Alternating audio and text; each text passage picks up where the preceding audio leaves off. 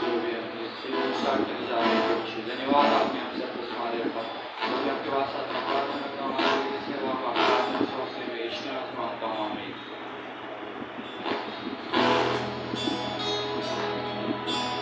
चाहे तुमको दिल से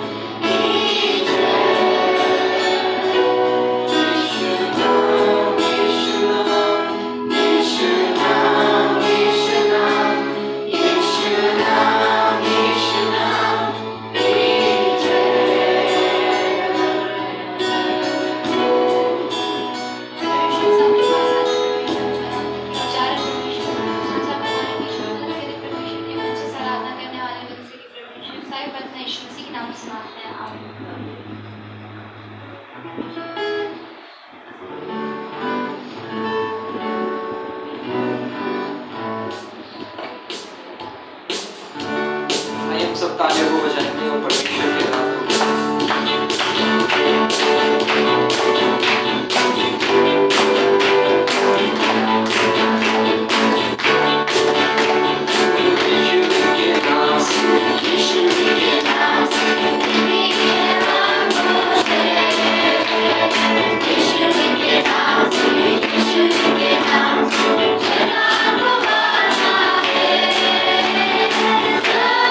Thank you.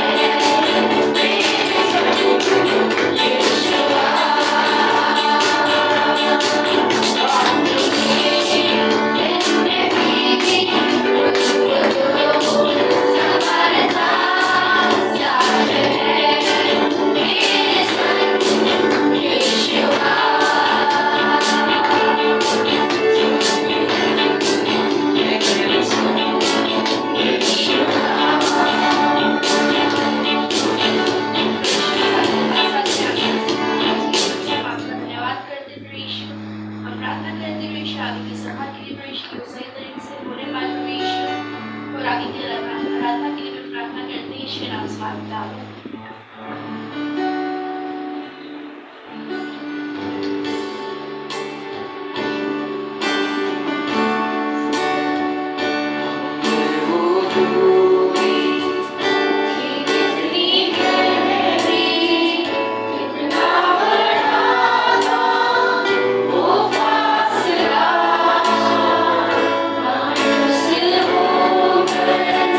Sorry, your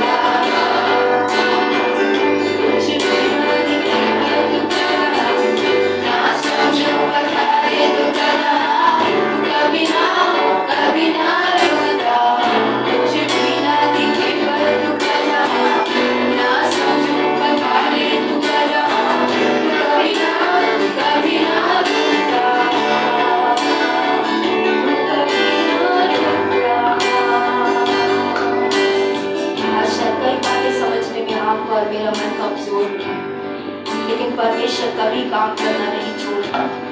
जिस कार्य को उसने आपके जीवनों में, आपके परिवारों में, आपके बच्चों में, आपकी परिस्थितियों में करना शुरू किया है, वचन कहता है वो ईमानदार है उसे पूरा करने में। आइए उस परमेश्वर के हाथों में सब बातों को सौंपिए, क्योंकि उसको आपकी चिंता है। उसने कहा सब कुछ मुझे सौंपो क्योंकि मुझे तुम्हारा ध्यान है। आइए उस ध्यान देने वाले, उस सहायता करने वाले परमेश्वर के हाथों में सब बातों को सौंपे इस समय पर। कुछ भी ना दिखे पर तू कर रहा, ना समझो बता ले तू कर रहा, तू कभी ना रुकता। कुछ भी ना दिखे पर तू कर रहा, ना समझो बता ले तू कर रहा, तू कभी ना रुकता।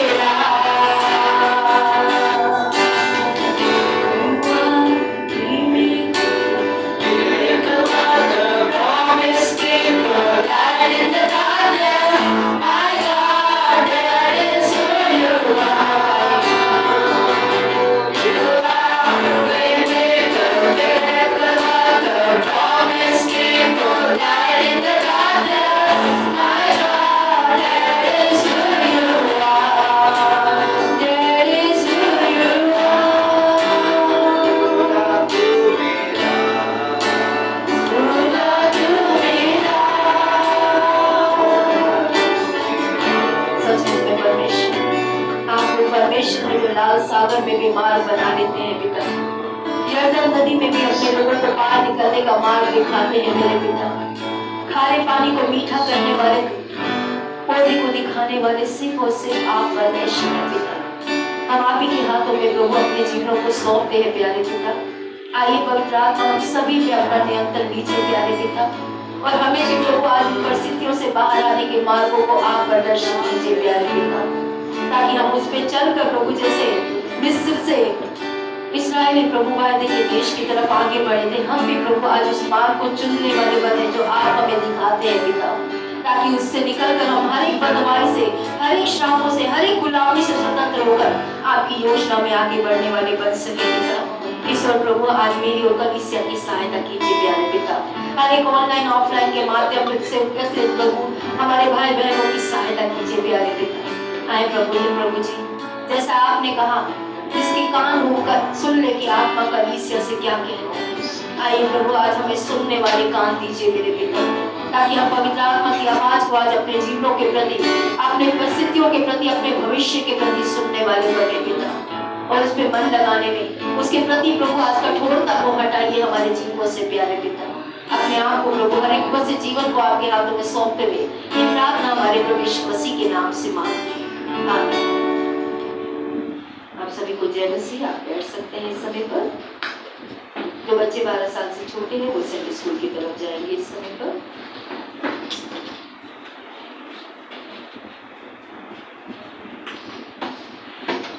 आप सभी को जय मसीह की। थोड़ा जोर से बोलो। लगता है जाग गया।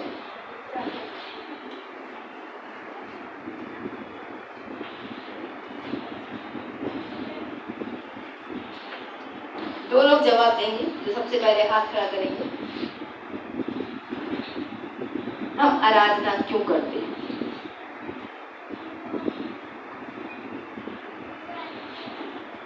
हाथ तो किसने खड़ा किया? क्यों से दो लोग पकड़ो। चलो, प्रिया ने खड़ा किया था। बोलो बेटा मेरे, क्यों हम आराधना करते हैं? परमेश्वर की महिमा आगे के लिए। Any other person? हाँ, परमेश्वर की यही इच्छा है। आप सही है, गलत नहीं है। हाँ, चलिए तीसरा मैं कहना है। किरण को भी दे देती हूँ मौका। आप भी बताइए क्यों करते हैं? उसकी उपस्थिति में आने के लिए। आप किसी राजा के पास गए कभी? कभी आपने कोई मूवी देखी है जहाँ पे लोग राजा के पास जाते हैं? देखिए कभी अपने जीवन में आपने? पृथ्वीराज कपूर, पता नहीं कौन कौन सी मूवियाँ कोई देखी है राजा की? राजा के पास जब कोई व्यक्ति जाता है तो ऐसे नहीं जाता, बहुत सम्मान के साथ, बहुत उसको आदर देते हुए उसकी उपस्थिति में आता है। आराधना परमेश्वर को आदर देना है। और अगर आप आराधना में समय से नहीं आते तो आराधना परमेश्वर का, मैं नहीं बोलूंगी, आप बोलिए, परमेश्वर का अनादर करना है। तो आप सोच लीजिए आज आपने आदर किया या अनादर, तो तय आप कर लीजिए। हर बार जब आप आराधना में लेट आते हैं आप परमेश्वर का अनादर करते हैं, और जब आप परमेश्वर का घर में समय पे आते हैं आप राजा का आदर करते हैं। और राजा का आदर करने वालों का राजा बहुत आदर करता है। आपको आदर चाहिए, आप राजा का आदर कीजिए। आप राजा का अनादर करेंगे, आप आदर की आशा नहीं रख सकते। तो मैं आपसे निवेदन करूंगी, मलाकी की पुस्तक, ये बात मुझे 2-3 हफ्ते से परमेश्वर बोल रहा है, लेकिन पॉजिटिव वे में बात करने के लिए, आपसे बात करने के लिए बोल रहा है। मलाकी 2 अध्याय, अगर मैं गलत नहीं, वहां लिखा है कि अगर मैं पिता हूं तो मेरा आदर कहाँ है, अगर मैं स्वामी हूं तो मेरा डर कहाँ है। कितने कहते हैं परमेश्वर हमारा पिता है? कितने कहते हैं परमेश्वर हमारा मालिक है, स्वामी है, जिसका आप आदर करते हैं, जिसे आप पिता कहते हैं? क्या आप उसका अनादर करेंगे? लेकिन हर बार लेट आकर आप ये कर रहे हैं कलीसिया। और आज एक पास्टर होने के नाते मैं आपसे रिक्वेस्ट करूंगी, परमेश्वर का आदर करना सीखिए। परमेश्वर आपसे बहुत प्यार करता है, वो आपके लिए सारी बातें करना चाहता है जिसकी आप इच्छा रखते हैं अपने मन में। लेकिन परमेश्वर को बहुत दुख होता है, वो मांगता कुछ नहीं है। सबसे बड़ी परमेश्वर के प्रेम की भलाई पता है क्या है? वो कभी आपसे मुंह खोल के कभी कुछ नहीं मांगता, लेकिन वो आपके मन में अपना स्थान देखना चाहता है। आपके और मेरे जीवन में, आपके जीवन में परमेश्वर का क्या स्थान है, वो आपका एक दिन परमेश्वर को समय पे आकर, उसके तय किए हुए समय पे आकर उसका आदर करना सिखाता है। 6 दिन आपके और मेरे अपने हाथ में है। आप किसी भी समय को चुनिए। डिवोशन में मैं देखती हूँ कोई रात के 11 बजे कर रहा है, पूरा दिन बीतने के बाद, कोई सुबह 6 बजे कर रहा है, कोई 5 बजे कर रहा है, कोई 2 बजे कर रहा है। हर एक ने अपना समय चुना, कोई फिक्स नहीं है ना, कोई बाध्यता नहीं है, कोई जबरदस्ती नहीं करी परमेश्वर ने। उसने कहा 6 दिन तो अपने तरीके से चल, काम काज कर, सब कुछ कर, लेकिन 7वें दिन क्या कर? 7वें दिन क्या कर? मेरा आदर कर। आप अपनी मर्जी से आके अपना आदर करते हैं और परमेश्वर से अपने आप को बड़ा बनाते हैं कि परमेश्वर मेरी दिनचर्या, मेरी समस्या, मेरी हर चीज तुझसे बड़ी है।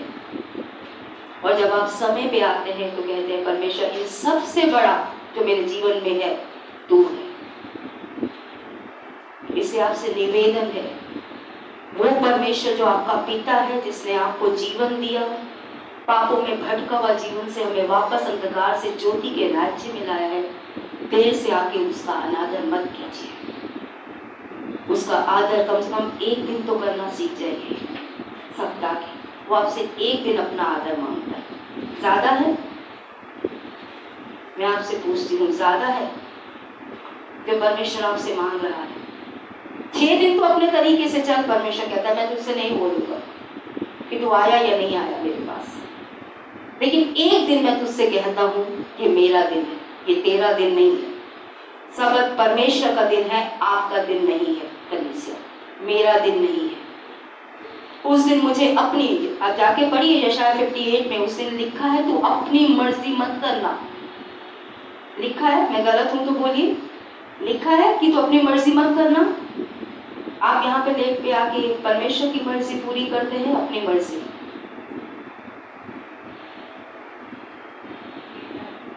लेट आने वाला हर एक व्यक्ति अपनी मर्जी पूरी करता है, और समय पे आने वाला परमेश्वर की मर्जी पूरी करता है। ये मेरा आपसे निवेदन है, एक दिन परमेश्वर का आदर करना सीखिए।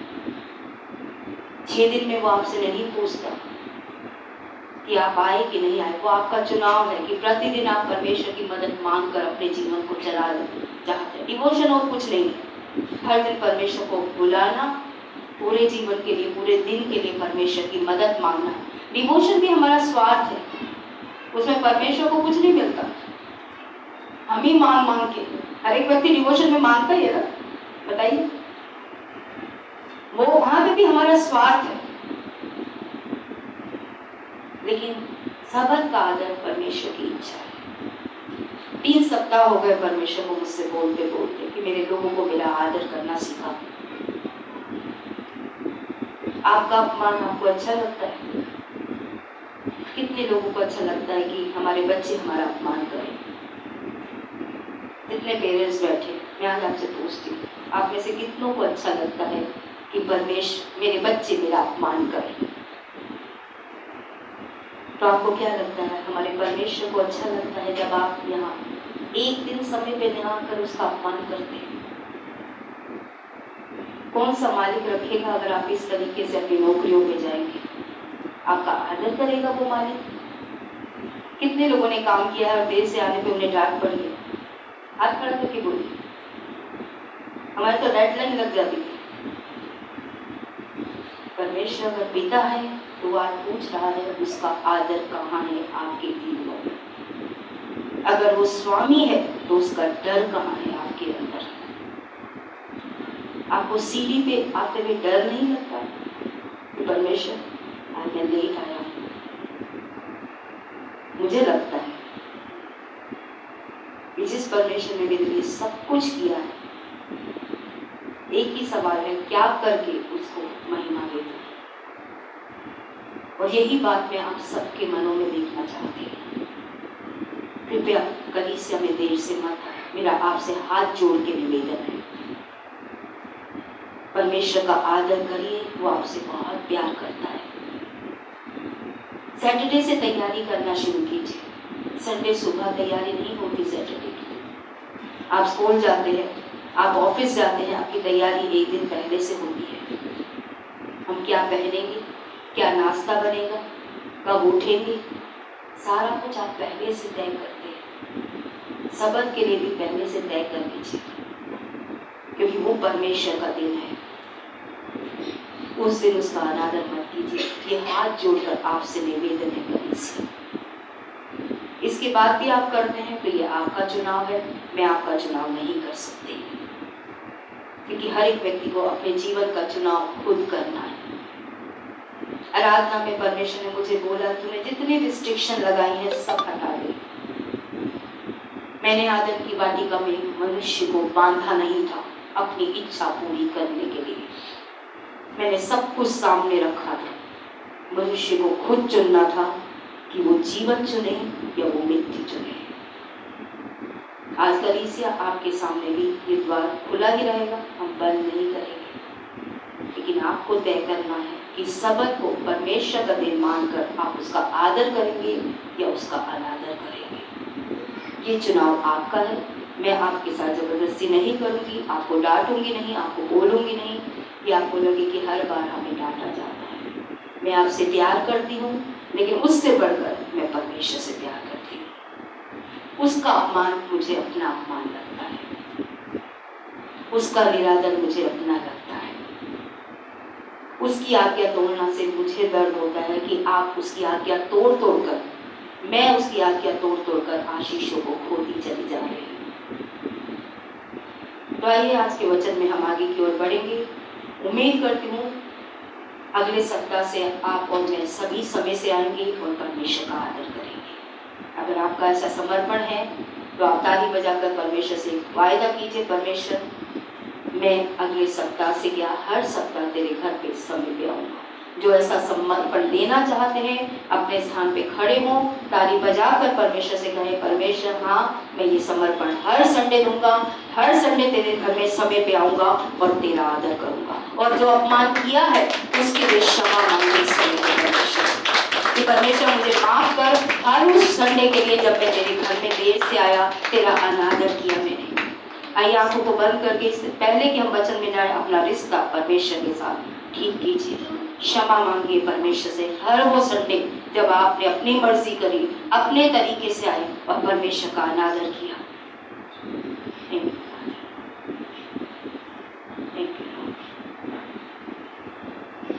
हमारे पिता, हम आपके सम्मुख आते हैं प्यारे पिता। योग्य तो पहले भी नहीं थे और आज भी नहीं है पिता। आप ही ने प्रभु हमें अपने लहू से धोकर हमें योग्य ठहराया है मेरे पिता। आज ऐसे आपका वचन कहता है प्रभु कि अगर मैं पिता हूँ तो मेरा आदर कहाँ है, मैं स्वामी हूँ तो मेरा डर कहाँ है। आप ही के वचन ने यहाँ तक कह दिया मुझसे भी आकर कि बेहतर होता कोई मेरे मंदिर के द्वारों को बंद कर देते ताकि अशुद्ध भेंटे मेरे तक ना लाते। आज धन्यवाद प्रभु, आपका अनुग्रह हमें आज दरवाजे बंद नहीं करवाता हमारे लिए पिता, बल्कि हमें बदलने का मौका देता है मेरे पिता, हमें सुधरने का मौका देते हैं प्रभु, हमें बार बार सिखाते हैं प्रभु, जैसे एक पिता अपने पुत्र को जिससे वो प्रेम करता है उससे समझाता है, सिखाता है पिता। आज हमें भी प्रभु ये बातें समझने में, सीखने में और हर सप्ताह समय पे आपके घर में आकर आपका आदर करने में हम सभी की मदद और सहायता कीजिए प्यारे पिता। प्रभु यीशु मसीह के नाम में मदद और सहायता मांगते हैं, आमीन। आइए समय अपने स्थानों पे बैठेंगे। पिछले सप्ताह से, काफी सप्ताह से हम राज्य की को खोजने के विषय पे बातों को सीख रहे हैं। आज हम तीसरे पॉइंट पे हैं उसके, लेकिन हमने शुरुआत की थी यीशु मसीह ने लूका 18 में, अगर मैं गलत नहीं हूँ, जब चेलों के बीच में ये बहस चलती थी कि बड़ा कौन, और वो चर्चा चलते चलते यीशु मसीह ने एक बच्चे को अपने पास बुलाया और उसको बीच में खड़ा करके कहा, जब तक तुम इस बच्चे के समान ना बनो तुम परमेश्वर के राज्य में प्रवेश नहीं कर सकते। और फिर हमने इस बात को समझना शुरू किया कि बच्चे के समान होने का मतलब क्या होता है। तो हमने ये समझा कि बच्चा हमेशा से ही माँ के गर्भ से इस पृथ्वी पर जैसे ही आता है वो एक निर्भरता में जीवन को जीता है, और उस निर्भरता में हमने देखा कि प्रभु यीशु मसीह के वचन में, पहाड़ी उपदेश में भी यीशु मसीह ने कहा, धन्य है जो मन के दीन है क्योंकि स्वर्ग का राज्य ऐसो ही का है। दीन होने का मतलब परमेश्वर पे निर्भर होना, परमेश्वर पे निर्भर होकर जीवन को जीना, जिसमें पहला पॉइंट हमने समझा था निर्भर होने का मतलब है परमेश्वर की बुद्धि पे निर्भर होना, अपनी बुद्धि पर निर्भर ना होना। एक बच्चा माँ बाप की बुद्धि से चलता है, माँ बाप की सिखाए से चलता है। माँ बाप बोलते बेटा बाहर मत जाना तो वो नहीं जाता, माँ बाप बोलते ये मत पकड़ना तो वो नहीं पकड़ता, वो अपनी बुद्धि से नहीं चलता। जब तक मैंने देखा है एक बच्चा अपने माँ बाप की बुद्धि से चलता है वो सुरक्षित रहता है, और जैसे ही वो अपना दिमाग इस्तेमाल करना शुरू करता है वो बिगाड़ता चला जाता है। मैं जब टीनेजर में आई थी, मैं याद कर रही थी, मेरी मम्मी ज़्यादा ध्यान नहीं देती थी, वैसे बहुत अच्छी थी, मुझसे प्यार बहुत करती थी, मेरे लिए सब कुछ जो मैं मांगती थी मुझे देती थी, मेरे पापा से छुप कर भी देती थी, प्यार से भी देती थी, लेकिन वो कई चीज़ों में सेंसिटिव नहीं थी। मेरे बाल बहुत सुंदर थे, आज जब मैं बच्चों के बाल देखती हूँ तो अपने बालों को याद करती हूँ, लेकिन मैं रोज धो धो के यहाँ तक अपने बालों को झाड़ू जैसा कर लिया, ऐसा वाइट के बहुत करीब चले गए मेरे बाल। और मम्मी कुछ भी बोले नहीं सुनना, अपने तरीके से चलना। और ऐसे कर करके मैंने देखा, मैंने अपने जीवन को इतना खराब कर लिया। शुरुआत कहाँ से होती है? माँ बाप के ना सुनने से। ऐसे ही हम आत्मिक संतानें प्रभु यीशु मसीह को ग्रहण करने के बाद जब परमेश्वर की बातों को नहीं सुनते, अपनी बुद्धि से चलते हैं, तो हम अपना भविष्य, अपने आने वाले समय को खराब कर देते हैं। दूसरी बात हमने पिछले सप्ताह समझी थी कि अगर हमें परमेश्वर के राज्य का अनुभव लेना है तो हमें अपनी शक्ति से नहीं, परमेश्वर की शक्ति से चलना है। ये पिछली बार हमने सीखा था।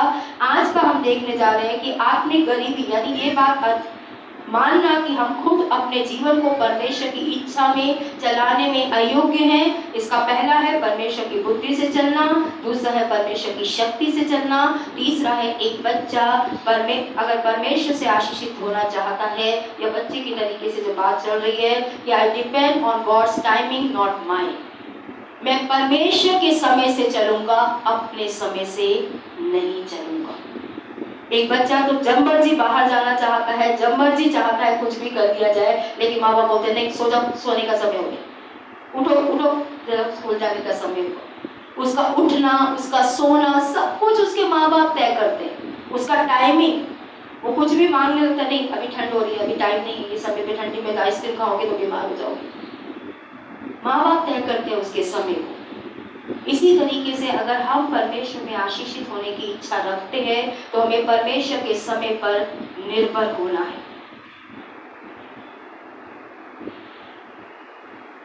हमें से बहुत लोग जो पेरेंट्स हैं, मेल हो या फीमेल हो, हम खाना बनाते हैं, खाना प्रेशर कुकर में डालते ही नहीं पक जाता, समय लगता है उसके पकने में।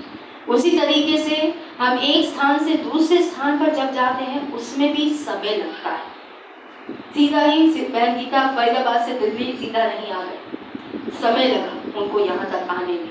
इसी तरीके से एक माँ जब एक बच्चे को अपने गर्भ में धारण करती है तो भी समय लगता है उस बच्चे को इस गर्भ से बाहर आने में। हर चीज में समय लगता है और हर मनुष्य को उस समय का इंतजार करना होता है। हम तो चाहते हैं अभी हो जाए। यीशु मसीह के चेलों को एक बार यीशु मसीह ने बोला, तुम्हारे लिए सब समय सही है, कभी भी चाय पी लो। चाय का कोई टाइम थोड़ी होता है, कुछ लोग ऐसा बोलते हैं। कभी हमसे पूछे चाय पियोगे? हाँ, चाय का कोई टाइम थोड़ी होता है, लेकिन कई लोगों के लिए नहीं, ये समय चाय पीने का नहीं है। वो बोलते हैं ये समय खाना खाने का है, अभी नहीं कर सकते। कहने का अर्थ यह है कि हर एक विश्वासी के जीवन में सीजन ऑफ वेटिंग आता है, यानी इंतजार का समय आता है और उसको उस इंतजार के समय में इंतजार करना होता है। मुझे याद है मैं किसी से बात भी कर रही थी, शायद मैं पिंकी या किसी और के घर में गई थी। मेरे पापा जब श्रीनिवासपुरी में मेरी मम्मी के साथ शादी करने के बाद में सेटल हुए और मेरी नानी के घर में काफ़ी आना जाना था उनका, और वहाँ पे एक दिन मेरे पापा को मार्केट जाना था और मेरी नानी ने बोला खाना खा के जाना, ताकि भूखे भूखे आप घूमोगे तो खाना खा के जाना। और मेरी नानी ने कुछ प्रेशर कुकर में बनाया था और मेरे पापा को जल्दबाजी थी, उन्होंने बोला कुकर मुझे दो, मैं इतनी देर इंतजार नहीं कर सकता। और सीटी पूरे प्रेशर के साथ भरी हुई थी और मेरे पापा ने कुकर में मुक्के मारना शुरू कर दिया। और इस हद तक मुक्के मारे कि जब वो प्रेशर कुकर का ढक्कन जितना ले पाया उनके मुक्कों का वो प्रेशर को, उतनी देर तक तो लिया, लेकिन उसके बाद जब कुकर ढक्कन अंदर गया वो सारा पानी उछलकर उनके मुंह पे, उनकी पूरी छाती पे आ गया और उनको पूरी तरीके से जल गए। क्यों? क्योंकि उस प्रेशर कुकर के ठंडे होने में भी समय लगता है। और हमें से कई लोग इंतजार ना करके ऐसी ही बड़ी बड़ी मुश्किलों को अपने जीवन में न्योता दे देते हैं। परमेश्वर का बाइबल में हम देखेंगे अभी कि हर एक व्यक्ति के जीवन में ऐसा समय आता है जब आप चाहते हैं अभी हो जाए, इसी समय मेरी प्रार्थना का उत्तर आ जाए। लेकिन एक बच्चे को जैसे अपने माँ बाप के समय पर निर्भर होना होता है, वो कहता है अभी मुझे चप्पू दे दो, माँ बाप बोलते नहीं बेटा अभी आप छोटे हो, जब आप बड़े होगे हम आपको सिखाएंगे। हर एक चीज माँ बाप समय से देता है।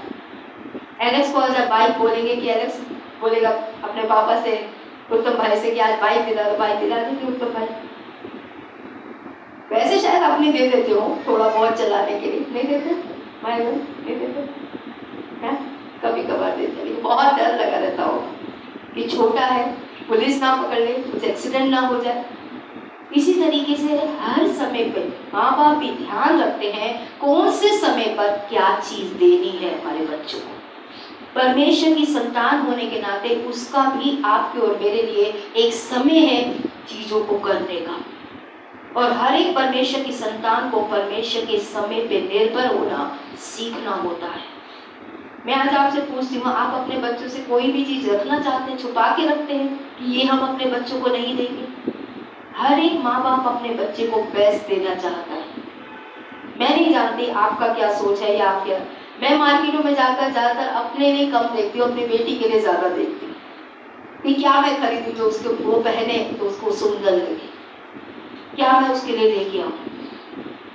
लेकिन कई चीजें दिखती हैं, लेकिन अभी उम्र नहीं है वो चीज पहनने की या वो चीज करने की, क्योंकि मुझे भी पता है हर चीज का समय है। आप भी अपने बच्चे को समय के हिसाब से हर चीज देते हैं, और हमें भी परमेश्वर के समय पे निर्भर होना सीखना है। भजन संहिता 31 हम निकालेंगे इस समय पर। भाई अगर आपके पास मोबाइल में या वैसे बाइबल है तो निकालिए। भजन संहिता 31 उसका 14 और 15 के आखिरी भाग को हम देखेंगे। इंग्लिश में मैं आपके बीच में पढ़ रही हूँ। I trust in you O Lord, you are my God, my times are in your hands. मैं तुझ पे भरोसा करता हूँ, तू मेरा परमेश्वर है, मेरा समय तेरे हाथ में है। आइए इसी को हिंदी में पढ़ेंगे हम भाई तुम के साथ। भजन संहिता 31 उसका 14 और 15 पर।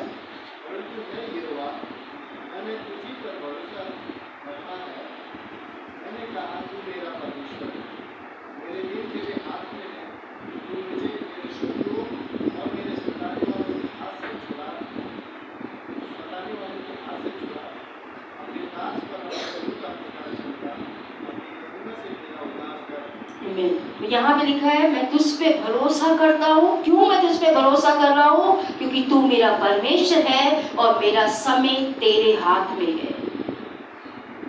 मेरा टाइमिंग, मेरे जीवन में कब क्या होगा, कैसे होगा, ये परमेश्वर तेरे हाथ में है। भजनकार ये लिख रहा है। और हर एक परमेश्वर की संतान को ये बात समझने की जरूरत होती है कि हमारे जीवन में जो जो हमें चाहिए, परमेश्वर का एक समय है, उसके हाथों में हमारे दिन है, हमारा जीवन उसके हाथों में हमने सौंपा है। जब कोई व्यक्ति यीशु मसीह को ग्रहण करता है तो वो अपना जीवन प्रभु यीशु मसीह को देता है। अगर आपने ग्रहण किया है तो आप पापियों की प्रार्थना में आपने बोला होगा कि आज मैं अपना जीवन यीशु मसीह को देता हूँ। जब आपका जीवन आपने प्रभु यीशु मसीह को दे दिया, जब एक बच्चा माँ के गर्भ से आपके परिवार में आ गया तो उसका समय आपके हाथ में आ जाता है। आप तय करते हैं किस समय उसे स्कूल भेजेंगे, किस समय आप उसके जीवन में ये काम करेंगे, किस समय वो काम करेंगे, क्योंकि आपके हाथों में उसका समय है।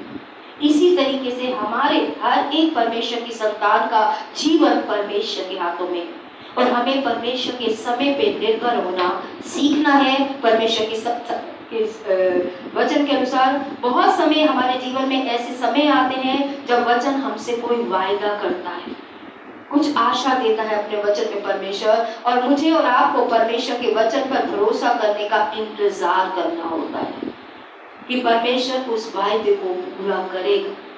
शायद आपने मुझसे बहुत बार सुना होगा, मुझे 2001 में परमेश्वर ने बोला था, मई में 31 को, मैं आज भी नहीं भूली हूँ, 30 या 31 जो भी था वो मेरे को क्लियरली याद नहीं है, लेकिन बाकी याद है 2001 था, मई था, ये सारा मुझे याद है। परमेश्वर ने कहा था मेरी शादी एक पास्टर से होगी, और ये भी बोला था ही विल कम, वो आएगा। लेकिन 2008 तक मुझे इंतजार करना पड़ा। परमेश्वर का एक वायदे का समय होता है, एक इस वायदे को पूरा करने का समय होता है। आपके जीवन में भी परमेश्वर ने शायद आपसे कई वायदे किए होंगे। जब आपने वचन पढ़ा आपको लगा जैसे ये परमेश्वर आपसे बोल रहा है, लेकिन इस वायदे के लिए आपको परमेश्वर के इंतजार के कमरे में इंतजार करना होता है कि परमेश्वर आपने बोला है। परमेश्वर कभी भी जल्दबाजी नहीं करता।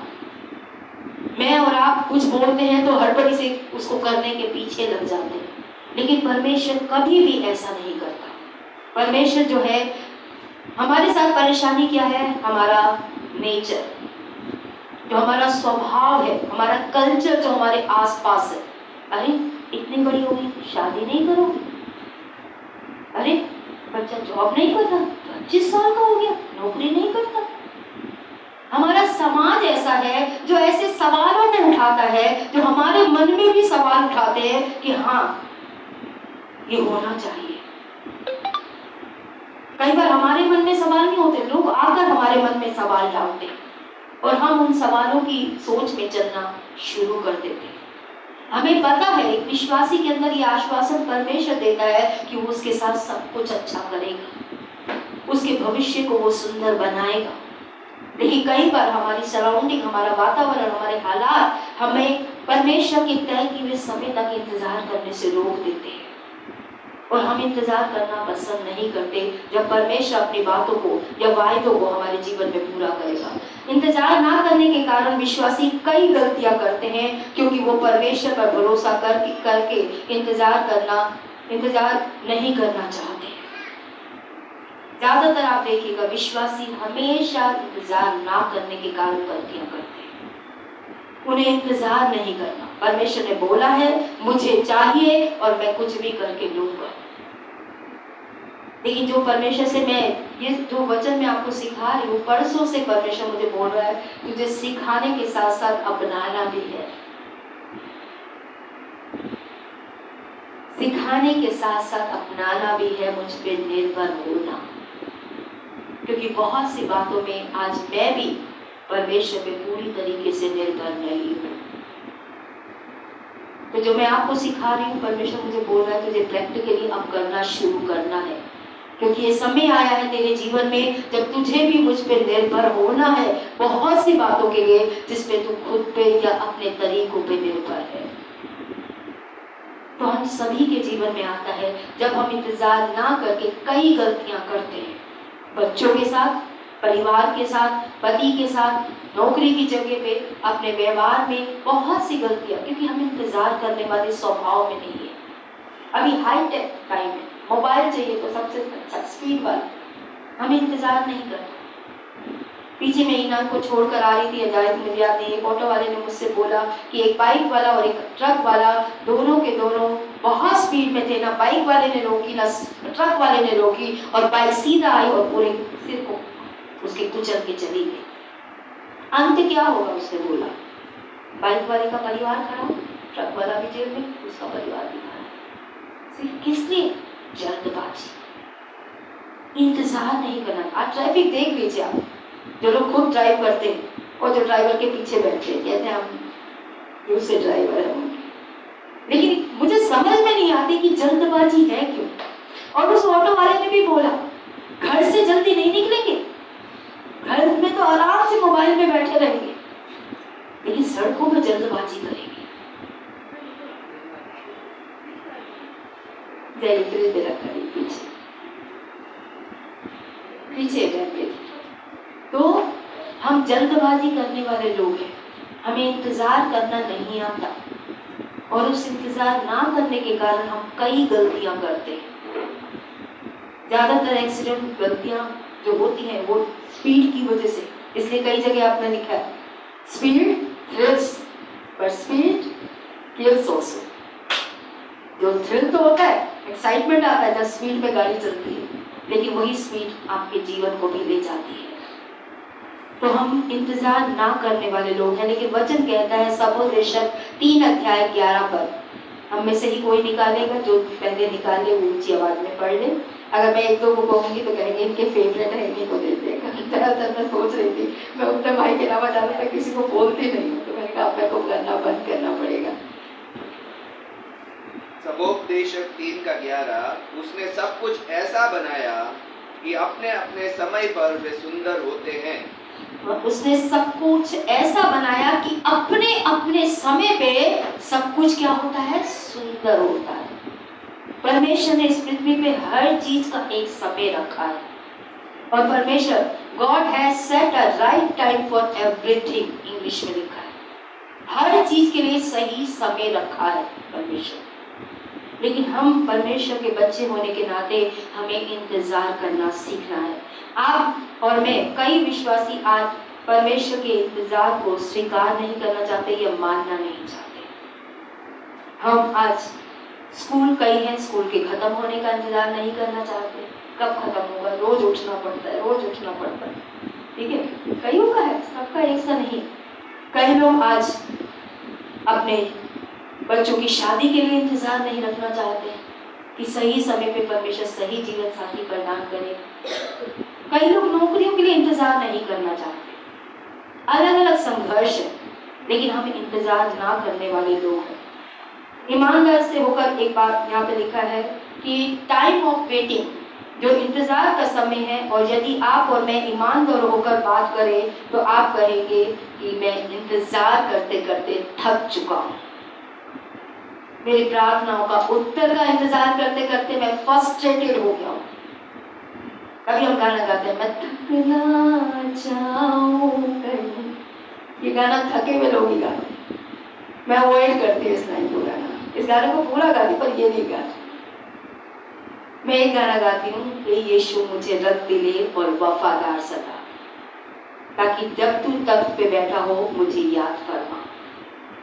मैं हमेशा इस गाने को अपनी निराशा में गाती कि परमेश्वर मुझे दिलेर रखना, वफादार रखना। किस लिए? ताकि जब तू आए मुझे याद करे। मुझे थकना नहीं है इस जीवन में। और वो शक्ति लास्ट वीक हमने देखा परमेश्वर हमें देता है, लेकिन हम कई बार थक जाते हैं। कब परमेश्वर जवाब देगा, कब परमेश्वर इन परिस्थितियों को बदलेगा, कब इन हालातों को बदलेगा। एक वचन जो बताता है कि परमेश्वर काम कर रहा है,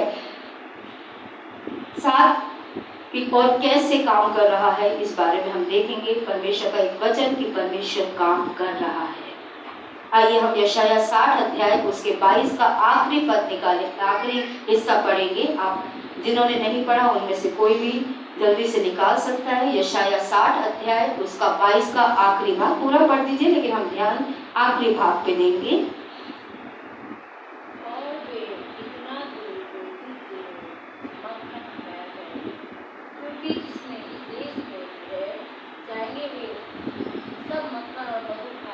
नहीं, ये नहीं है।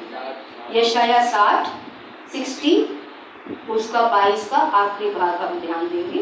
मैं यहोवा हूँ, ठीक समय पर यह सब कुछ शीघ्रता से पूरा करूँगा। मैं यहोवा हूँ, मैं परमेश्वर हूँ, और सब ठीक समय पर ये सब कुछ जो तुम चाहते हो, तुम्हारे परिवार, तुम्हारे जीवन, तुम्हारे बच्चों, तुम्हारे फाइनेंस, नौकरी, जो भी बातें हैं उसमें, वो शीघ्रता से उसे पूरा करूंगा। ऐसा नहीं है कि परमेश्वर पूरा नहीं करना चाहता। वो कह रहा है मैं हूँ और मैं तुम्हारे लिए करूंगा। परमेश्वर हमारे जीवनों में सभी की परिस्थितियों में इस समय काम कर रहा है। यानी क्या है, I am the Lord and when it is time I will make these things happen quickly। और परमेश्वर काम करता है। इसलिए किसी ने कहा डिले का मतलब डिनायल नहीं है। अगर परमेश्वर इंतजार करने को मत कह रहा है तो इसका अर्थ ये नहीं है कि परमेश्वर बोल रहा है वो नहीं देगा, लेकिन उसका एक समय है जब वो चाहता है आप उस समय का इंतजार करें। मीका 7 का 7 पद हम निकालेंगे इस समय पर। जिन्होंने नहीं पढ़ा उनमें से पढ़िएगा। मीका पुराने नियम में है 7 का 7 पद।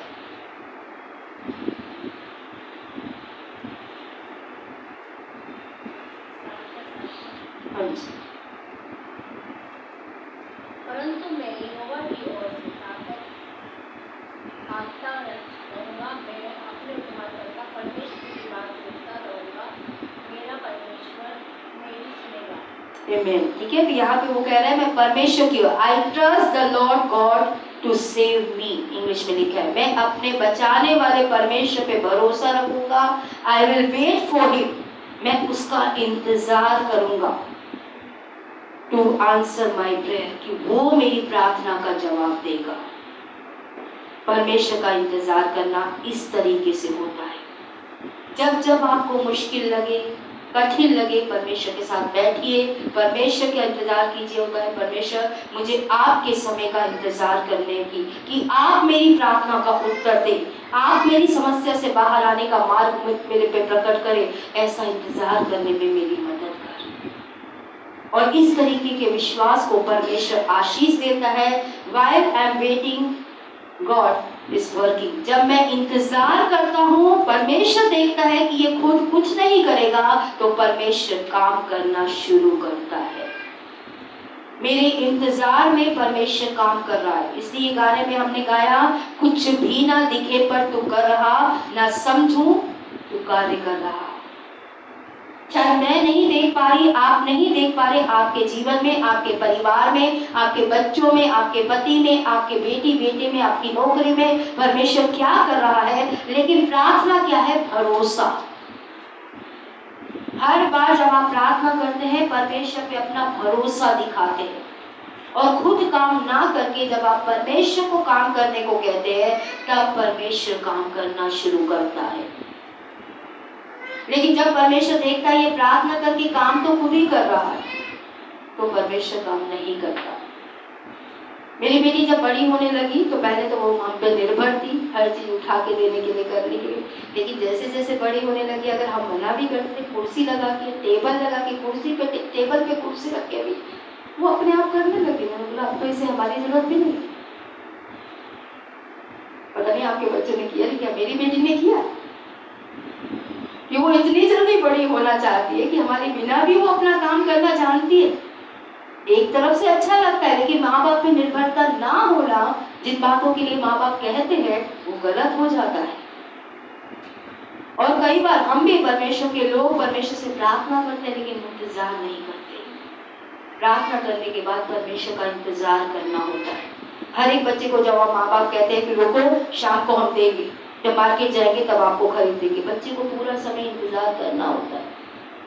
बार बार कितने बज गए, कितनी देर में जाएंगे। आप में से कितने बच्चों को कभी ट्रेन में लेके गए या लंबे सफर में लेके गए? कब आएगा, कितनी देर में पहुंचेंगे, कितनी और देर है, कितने और स्टेशन है। बच्चे ऐसी आवाज उठाते हैं।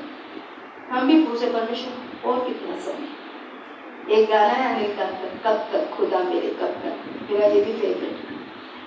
जब मैं इंतजार नहीं कर पाती थी, हमेशा कहती थी कब तक खुदा मेरे कब तक चलेगा। हम भी पूछते हैं परमेश्वर कब तक, कब हम इन परिस्थितियों से बाहर आएंगे, कब इन हालातों पे जय पाएंगे। लेकिन प्रार्थना वो कमरा है जहाँ हम, कई बार मैं और आप सोचते हैं कि मैं प्रार्थना कर रहा हूँ, इंतजार कर रहा हूँ, पर कुछ नहीं हो रहा। पर ऐसा सच नहीं, परमेश्वर आपके इंतजार में काम कर रहा होता है। मुझे पता है जब हमने बेसमेंट खरीदने की बात की थी, हम संतनगर, प्रकाश मोहल्ला से संतनगर में आए, संतनगर से हम संतनगर में ही रहना चाहते थे। बड़ी जल्दी थी पास्टर जी को, मुझे भी थी, सच तो ये है कि हम जल्दी से अपना ले लें, हमें किराए पे रहने की आदत नहीं है। पता नहीं क्यों, स्वभाव से ही नहीं है कि किराए पे रहना है, कभी किसी और की जमीन पे रहना है। लेकिन जब अभी किंगडम समझ रही हूँ तो समझ में आ रहा है, परमेश्वर रियल इस्टेट का मालिक खुद है, वो हमें रियल इस्टेट देता ही देता है, यानी जमीन देता है। और इंतजार नहीं हो रहा था, लेकिन परमेश्वर ने पास्टर को बोला कि आपको अभी रहना पड़ेगा यहाँ पे। इंतजार किया, फिर भी उधेड़ बुन में लगे रहे, कुछ भी करके संतनगर का बेसमेंट ले गए। जब मई में परमेश्वर ने बोला, 2019 में यहाँ पे आए, 19 के में आए, 20 में हमने शिफ्ट किया, 19 में ही मई में परमेश्वर ने बोला कि मतलब उस प्लान को विफल कर दिया। वो बहुत पेनफुल था, मेरे लिए कम था, पास्टर के लिए ज़्यादा था, क्योंकि पास्टर ने बहुत मेहनत करी थी उस बेसमेंट को खरीदने के पीछे। बड़ी कोशिशें करी, बड़ी मशक्क़तें पाली, मेहनत भी खूब करी, पैसा भी खूब लगाया। लेकिन एंड में जब वो आके बंद हो गया, निराशा हुई, क्योंकि बहुत आस लगा के बहुत इंतज़ार कर रहे थे हम लोग उसका। 1 साल तकरीबन हमें प्रकाश वाला से निकले हुए हो गया था। लेकिन जब यहाँ के बारे में बातचीत चली, मेरी एक ही प्रार्थना थी। मैं आज आपको इस बेसमेंट की थोड़ी सी सच्चाई बताऊंगी। मेरी एक ही प्रार्थना थी, परमेश्वर मुझे जो भी जगह चाहिए ना, वो रेट टू रेट चाहिए, जो पेपर में वही हम देंगे।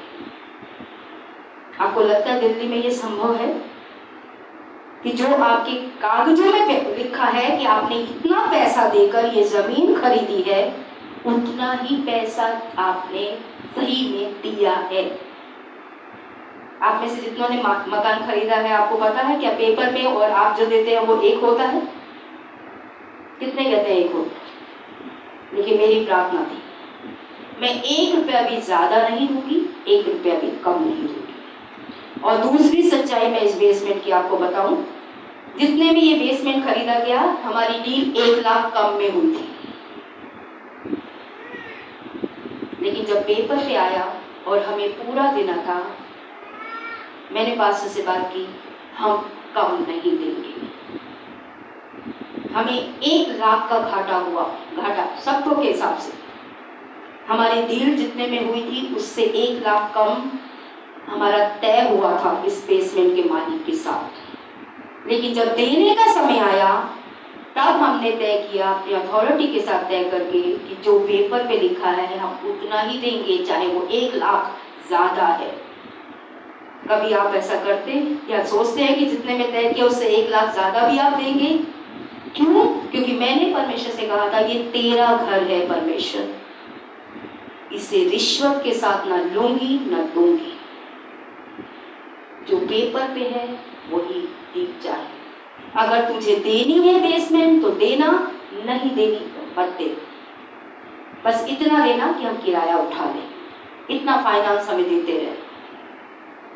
और मैं परमेश्वर का धन्यवाद देती हूँ, जो पेपर पे है वही हमने दिया, 1 रुपया भी ज्यादा नहीं, घाटा उठाकर भी 1 लाख ज्यादा दिया उसको।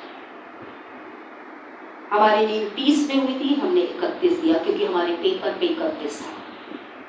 और आपको और बताऊंगी, जब हमने इस बेसमेंट को देखा, मई के बाद में हम इस बेसमेंट की तरफ आए, हमने तय किया था हम सितंबर में डील फाइनल कर देंगे। लेकिन बातें होते होते सितंबर से अक्टूबर, अक्टूबर से नवंबर बढ़ता गया। यहाँ के मालिक ने बोल दिया आप बहुत लेट कर रहे हो, मैं किसी और को बेचने के लिए तैयार हूँ। हमने बोला आपको बेचना है, बेच दीजिए। परमेश्वर ने हमारे लिए रखा होगा तो हमें मिल जाएगा, हम इंतजार करेंगे जब परमेश्वर चाहेगा। बहुत बार उसने बोला कि आप हमें इतना दे दो, इतना बाद में दे देना। हमने बोला हम ऐसा कुछ नहीं करेंगे, हम पूरे पैसे देंगे और पूरा बेसमेंट लेंगे, हम आधे अधूरे देकर नहीं चलेंगे, क्योंकि आधे से ज्यादा हमारे पास था लेकिन हमारे पास बाकी नहीं था जो हमें देना है। विश्वास से हमने इस बेसमेंट के लिए हाँ बोली और परमेश्वर के समय का, और जैसे जैसे समय आगे बढ़ा वैसे वैसे परमेश्वर ने जितना पैसा चाहिए था वो सारा पैसा लाकर इकट्ठा किया। लेकिन हमने इंतजार किया, वो इंतजार हमारे लिए भी मुश्किल था और उसके लिए भी मुश्किल था। लेकिन प्रार्थना सिर्फ एक थी, परमेश्वर अगर तूने रखा है तो वो व्यक्ति किसी और को बेच नहीं पाए, अगर तेरी तरफ से ये भी नहीं है तो परमेश्वर इसको भी जाने दे। मेरी प्रार्थना थोड़ी सी खतरनाक होती क्योंकि मुझे आ रही तेरी शुक्र है, हाँ या ना, बीच का कुछ नहीं चाहिए। लेकिन जो मैं आपको बता रही हूँ इंतजार, हम जून 2018 में प्रकाश मोहल्ला से निकले थे। 28 जून को हमने संत नगर के लिए फाइनल किया था और उसके बाद हम काफी 2.25 साल तक तकरीबन या उससे ज्यादा हम वहां पे रहे, 1.5 साल तक। और उसके बाद लेकिन इंतजार किया। इंतजार करने में मुश्किल होती है जब आप कुछ चाहते हो और इतने तावलेपन से चाहते हो कि ये मेरा हो जाए वो मेरा हो जाए, मुश्किल होता है। लेकिन अगर आप परमेश्वर के वचन में, मुझे एक ही वचन बार बार आता था भजन संहिता 50 का कि जो धन्यवाद के बलिदान चढ़ाता है वो परमेश्वर की महिमा करता है, और जो अपने चरित्र को सही रखता है परमेश्वर उसे छुटकारा दिखाता है। और यही इस वचन की 2 बातों को मैं अपने इंतजार में थामे रही। एक, हर बार परमेश्वर को धन्यवाद दिया, दूसरी बार अपने आप को परमेश्वर के वचन के अनुसार रखा। चाहे हालात कुछ भी बोले, परिवार कुछ भी बोले, समाज कुछ भी बोले, कहीं से मैं इसको छोड़कर आगे नहीं बढ़ूंगी। कभी मैंने आपसे कहा, मैंने परमेश्वर से कहा परमेश्वर मुझे रिश्वत नहीं, 1 रुपया भी पेपर में जितना लिखा उससे ज्यादा नहीं दूंगी। मुश्किल था लेकिन असंभव भी, इसलिए जब बेसमेंट की फाइनल डील हुई एक ही गीत आया, असंभव को संभव करने वाला। वो परमेश्वर है जो इंतजार करने वालों के लिए असंभव बातें भी करता है। जो आपको आज असंभव लग रहा है, अगर आप परमेश्वर का इंतजार करेंगे, प्रार्थना में परमेश्वर से हिम्मत मांगते रहेंगे, वो आपके जीवन की असंभव बातों को भी संभव करके दिखाएगा। परमेश्वर कभी भी अपने ऊपर भरोसा रखने वालों को लज्जित नहीं करता। ये बात हमेशा मैंने अपने अनुभव से सीखी है कि जो उस पे भरोसा करते हैं उन्हें वो लज्जित नहीं करता, लेकिन भरोसा रखना बहुत मुश्किल है, खास तौर पे जब आपको हालात कुछ और दिखते हैं, परिस्थितियां कुछ और दिखती है। लेकिन परमेश्वर के समय पे विश्वास करना, यहाँ पे लेसन जो है मैंने जो यहाँ पे लिखा है, God always give his best to those who wait. जो इंतजार करते हैं परमेश्वर का, हमेशा परमेश्वर उन्हें बेस्ट देता है, क्योंकि उन्होंने मनुष्य का इंतजार नहीं किया, परमेश्वर का इंतजार किया कि उसके हाथों से मिले, जो मिले उसके हाथों से मिले। एक इंग्लिश में गीत है कि हर चीज जो तेरे हाथों से निकले वही मेरे हाथों में आए, जो तेरे हाथों से ना निकले वो मुझे नहीं चाहिए। हमें तो किसी भी हाथ से मिल जाए, बस मिल जाए जी, हम वो लोग हैं। लेकिन बहुत कम होते हैं जो कहते हैं परमेश्वर तेरे हाथों के पे आए तो मेरे हाथों में दे देना, मुझे अनजान के हाथों से नहीं चाहिए, शैतान के हाथों से नहीं चाहिए। कंक्लूजन है, if you wait for God's best, God always give his best to those who leave the choice to him. परमेश्वर के समय का इंतजार कीजिए। परमेश्वर हमेशा जो चुनाव परमेश्वर के हाथों में छोड़ देते हैं उन्हें बेस्ट देता है, जो खुद चुनते हैं उन्हें परमेश्वर बेस्ट नहीं देता।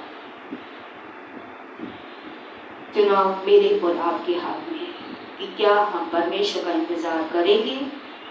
एक बच्चे जैसे परमेश्वर के समय पे निर्भर, अपने माँ बाप के समय पे निर्भर करता है, ऐसे हम परमेश्वर के लोगों को परमेश्वर पे इस समय पे अपनी प्रार्थनाओं के उत्तर के लिए, अपनी समस्याओं से बाहर आने के लिए, अपने हालातों को बदलने के लिए परमेश्वर पे के समय पर विश्वास करना सीखना है कि परमेश्वर तेरा वचन कहता है हर चीज का समय है। अब्राहम ने समय का इंतजार नहीं किया, हाजिरा से बच्चे को पैदा किया, इस्माइल को पैदा किया, जो आज तक विरोध ही करता आ रहा है। इंतजार ना करने वाले कई इस्माइल पैदा करते हैं अपने जीवन में, कई समस्या से भरे हुए रास्तों को चुन लेते हैं अपने जीवन के अंदर, लेकिन जो इंतजार करते हैं परमेश्वर हमेशा उन्हें बेस्ट देता है।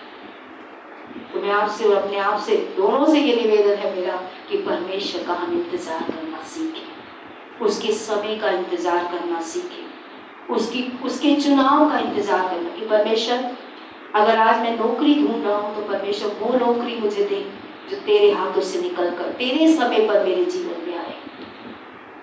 अगर मैं जीवन साथी का चुनाव कर रहा हूँ तो परमेश्वर वो जीवन साथी दे जो तूने मेरे लिए चुना है, चाहे उसके लिए मुझे कितना भी इंतजार ना करना पड़े। मैंने आपसे बोला मैंने 23 साल में यीशु को ग्रहण किया, मेरा परिवार तो उसी समय मेरी शादी कर लेना चाहता था।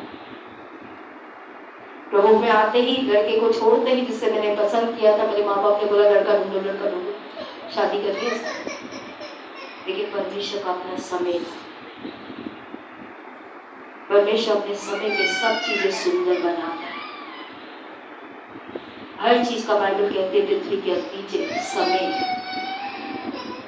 और जो परमेश्वर का इंतजार करते हैं, परमेश्वर के समय का इंतजार करते हैं, परमेश्वर ने बेस्ट देता है। चुनाव मेरे और आपके हाथ में है कि हम इसहाक का इंतजार करें या इश्माइल पैदा करें।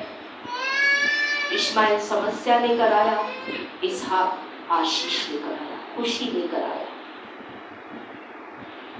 चुनाव हमारे हाथ में। आइए अपनी आंखों को बंद करेंगे, सरों को परमेश्वर के आगे झुकाएंगे और परमेश्वर से सहायता मांगेंगे। परमेश्वर जो मैं निर्भरता सीख रहा हूँ, मैंने पहली निर्भरता देखी कि मुझे अपनी बुद्धि पर नहीं तेरी बुद्धि पर निर्भर होना है। आज मैंने दूसरी निर्भरता सीखी कि मुझे एक बच्चे की तरह तेरी शक्ति पे निर्भर होना है, अपनी शक्ति पे नहीं कि मैं क्या कर पाऊंगा। प्रभु तू मेरे लिए, तू मेरी ताकत है परमेश्वर, तू मेरे लिए सब कुछ करेगा। आज मैं एक बच्चे की तरह ये भी सीख रहा हूँ प्रभु कि मुझे अपने समय के अनुसार नहीं, तेरे समय के अनुसार इंतजार करना सीखना है। तू मेरा परमेश्वर है जो समय आने पे सब बातों को सुंदर बनाएगा। तूने कहा तू शीघ्रता से उन बातों को करेगा। आज जिन बातों का इंतजार करने में मेरा धैर्य कमजोर पड़ रहा है परमेश्वर, आज उस क्षेत्र में मेरी मदद कर। आज शायद मेरी आंखें नहीं देख पा रही कि तू इस इंतजार के समय पे क्या कर रहा है परमेश्वर, लेकिन मुझे वो विश्वास की आंखें दे जो प्रभु खुद की नहीं तेरी आंखों से देख पाए और कहे मेरा परमेश्वर सब बातें मेरे लिए भलाई को लेकर आने वाला परमेश्वर, और विश्वास से उसके समय का इंतजार करने का चुनाव करें। परमेश्वर के आगे सहायता मांगे। आज जो जो संघर्ष में आप समय का इंतजार नहीं कर पा रहे, जिन जिन बातों के लिए परमेश्वर के आगे खड़े होकर उन बातों के लिए प्रार्थना करें। अगर मैं कोई गीत गाऊंगी तो आप नहीं गाएंगे, आपसे प्रार्थना करेंगे। मैंने आपसे 3 हफ्ते हो गए ये सिखाते हुए कि अब प्रार्थना के लिए मैं आपको ऑल्टर कॉल नहीं दूंगी। आपको लगता है कि ये वचन में आज परमेश्वर ने आपसे बात की है, तो जिन विषयों के लिए आप परमेश्वर के आगे प्रार्थना करना चाहते हैं कि परमेश्वर आज मेरी भी मदद कर कि मैं बच्चे की तरह तेरे समय का इंतजार करूं। जैसे मेरे माता पिता समय आने पे उन्होंने मुझे वो सब कुछ दिया जो मुझे चाहिए था, ऐसे परमेश्वर तू है जो समय आने पे मुझे वो सब देगा जो मेरी प्रार्थना में मैं तुझसे मांग रहा हूँ। आज मुझे इंतजार करने वाला मन दे प्रभु। आज इस इंतजार के कमरे में बैठने में प्रभु तेरे साथ मेरी सहायता कर, क्योंकि तूने कहा तू शीघ्रता से सब कुछ पूरा करेगा। आज मेरे दिल तेरे हाथों में है परमेश्वर, मेरा समय तेरे हाथों में है परमेश्वर। आज मैं जल्दबाजी करके इश्माइल पैदा ना करूं परमेश्वर। आज ये जल्दबाजी करने वाले स्वभाव से मुझे स्वतंत्र कर परमेश्वर। आइए तो प्रार्थना हम करना चाहते हैं, खुद परमेश्वर के आगे कीजिए। जिस क्षेत्र में आपको इंतजार करने में आप मुश्किल हो रही है, आज परमेश्वर से मदद मांगे। प्रभु मुझे वो बच्चा बनने में मदद कर जो माँ बाप के समय का इंतजार करता है, जो माँ बाप पे आशा रखता है कि एक दिन मेरे लिए मेरे माँ बाप मुझे देंगे। उन्होंने मुझसे वायदा किया है, उन्हें कहा है कि वो मुझे देंगी। आज मेरा मन उस वायदे से प्रभु जो तूने कहा है तू मेरे लिए करेगा, हटने वाला ना बने। आप प्रार्थना करेंगे, आप गाना नहीं गाएंगे।